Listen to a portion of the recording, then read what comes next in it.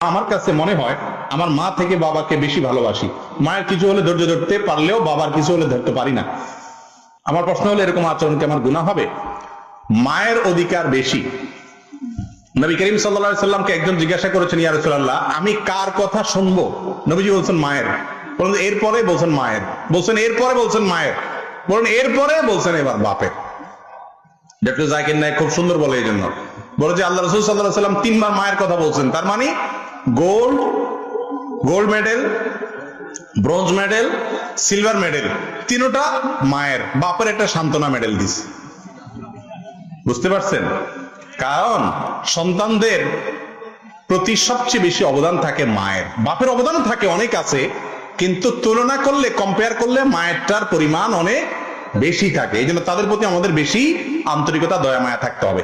সৃষ্টিগতভাবে কারোর প্রতি আপনার দুর্বলতা চলে আসে, এর কারণে আপনি গুনাহগার হবেন না ইনশাআল্লাহ বিসমিল্লাহ।